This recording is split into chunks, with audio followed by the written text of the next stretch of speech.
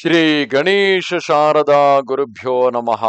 ರಾಮಾಯ ರಾಮಭದ್ರಾಯ ರಾಮಚಂದ್ರಾಯ ವೇಧಸೆ ರಘುನಾಥಾಯ ನಾಥಾಯ ಸೀತಾಯ ಪತಯೇ ನಮಃ. Welcome to all for this session on Ramayana to chapter 19 of Yuddhakanda. In the previous chapter, we saw Vibhishana seek refuge under Rama, whereas Sugriva initially expressed suspicion about him. Even other monkeys have expressed suspicion about him, whereas Hanuman expressed that we can accept him and keep him under our observation to see whether he would really going to help us or not. Rama, accepting such version, he told that he will give always refuge to anyone who seek him with the intention of saying that I am yours, which shows that anybody, irrespective of whether a person is following the Sanatana tradition of Hinduism or whether he belongs to any other religion or anything, when he seek refuge under Rama, Rama will always be his protector. Raghava, having accorded him protection, the younger brother of Ravana, the highly intelligent Vibhishana, bowed to him, looking down on the earth.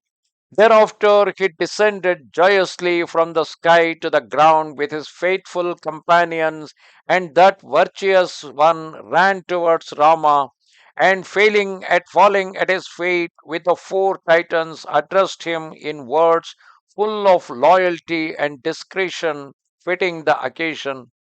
I am Ravana's younger brother, and I have been greatly affronted by him. I have therefore come to seek refuge with you, the protector of all beings. Abandoning Lanka, friends, and possessions, I place my kingdom, life, and happiness at your disposal. At these words, Rama, in soothing tones, while seeming to consume him with gaze, said, O Vibhishana, tell me truly what is the strength and weakness of the Titans? How can Rama ask this question directly the moment Vibhishana surrendered to him? Remember, Rama keeps observing his reactions on the face as well as the reactions through his body. Thus questioned by Rama of imperishable exploits, that Titan described the might and extent of Ravana's power, saying, by virtue of a special boon conferred on him by Swayambhu, Dashagriva is invulnerable to all beings, Gandharvas, serpents, and birds, O prince. I have also another brother older than Kimsar myself, the valiant Kumbhakarna, the illustrious rival of Indra in war. O Rama, Ravana has Prahasta commanding his forces, who is perhaps known to you. It is he who vanquished Manibhadra in combat on Mount Kailasa. When clad in armor that no arrow can pierce, furnished with his archer's gloves, Indrajita, taking up his bow, makes himself invisible, and on the battlefield, having propitiated the god of fire, that fortunate one sows carnage among the enemies. O Raghava, Mahodara, Mahaparshva, and the Titan Akampana, who are his lieutenants, resemble the Lokapalas in the field of battle. 10,000 crores of Titans able to change their form at will, feeding on flesh and blood, inhabit Lanka. At their head, their sovereign, the wicked Ravana, made war on the supporters of the earth, as also the gods who were all overcome by him. Having listened to Vibhishana and weighed his words carefully, Rama expressed himself thus: these exploits of Ravana's that you have faithfully described are well known to me. I shall slay Dashagriva as also Prahasta and his sons. Thereafter I shall install you as king. Believe me, this is the truth. Were he to plunge into the region of Rasatala or even Patala or take refuge with the grandfather of the world, he would not escape alive. Before I have annihilated Ravana with his sons, his kinsfolk, and his allies in battle, I shall not return to Ayodhya. I swear it by my three brothers. Thus did Rama of imperishable exploits speak, and the venerable Vibhishana, bowing unto him, said, I am in the slaying of the Titans and the capture of Lanka. I will assist you with all my strength. I will break through the enemy's ranks. As he spoke thus, Rama embraced him, and thereafter he commanded Lakshmana, saying, do yourself bring water from the sea and anoint the sagacious Vibhishana as king of the Titans under my direction, O noble brother. If you observe, Rama immediately asked the question to Vibhishana to tell the strength and weakness of the Titans. And as we keep on telling those things, Rama immediately concluded saying that he will going to slay Ravana, Kumbhakarna, everybody in the war, and will going to capture Lanka. And even throughout this conversation, he kept observing the reactions of Vibhishana, which is a witness enough to show his genuineness. And at the end of it, Vibhishana explicitly told that he will offer himself like an ordinary soldier to do his best for the success of expedition of Rama. Hence, Rama decided and anointed Vibhishana as the king of Lanka, like a government in exile.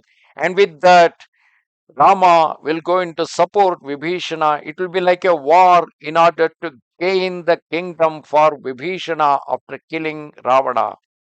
Thereupon, Saumitri, in accord with Rama's behest, performed the royal anointing in the midst of the leading monkeys, and immediately those monkeys, beholding Vibhishana rise to that supreme rank, acclaimed that magnanimous Titan, crying, excellent, excellent. Meanwhile, Hanuman and Sugriva inquired of Vibhishana, saying, how shall we, with the mighty army of monkeys who surround us, cross the ocean, that indestructible empire of Varuna? What means should we employ to traverse the refuge of the Lord of streams and rivers speedily with our troops? At this question, the virtuous Vibhishana answered that prince, the offspring of the race of Raghu, should approach the ocean that was excavated by Sagara, and he will assuredly help one of his own race. Because remember, the ocean was once upon a time, it was dug by the 60,000 sons of Sagara who helped ocean to expand itself all through the world. And certainly, the god of ocean is always indebted, he is always having a reverence towards the Ikshvaku dynasty. And since Rama too belongs to the same dynasty, that god of ocean should certainly help Rama. And hence he told that Rama should make a request to that o, god of the ocean. Thus spoke Vibhishana, that sagacious titan, and Sugriva instantly went away with Lakshmana to join Rama. Thereafter, the thick necked Sugriva conveyed to him his salutary counsel of Vibhishana to take refuge with Sagara, and it found favor with the virtuously minded Rama. Then that illustrious prince replied to Sugriva, the king of the monkeys, who was accompanied by Lakshmana, full of respect for that monkey who sought to gratify him in every way. He smiled upon him as also on his brother Lakshmana and said, this plan of Vibhishana pleases me, O Sugriva and Lakshmana. Sugriva is sagacious and was ever a prudent counselor. Do yourself both reflect on the matter and say what you consider to be best. Having spoken thus to them, those two warriors, Sugriva and Lakshmana, answered in respectful tones, saying, how should the counsel of Vibhishana not find favor with us in these circumstances? He brings us the means to success. without throwing a bridge over the sea. That redoubtable dominion of Lanka will remain inaccessible even to the gods and titans with their leaders. Let us carry out the suggestion of the virtuous Vibhishana scrupulously. Enough time has been lost. Let us approach Sagara, the god of the oceans, so that with our army we may reach Lanka, of which Ravana is the support. At these words, Rama proceeded to the shore and was covered with kusha grass belonging to the Lord of streams and rivers, as the god of fire ascends the altar. Thus came to end chapter 19 of Yuddhakanda in Ramayana. Namaste Sharada Devi, Kashmira Puravasini, Tvamaham Prarthaye Nityam, Vidyadanancha Dehime. Bye.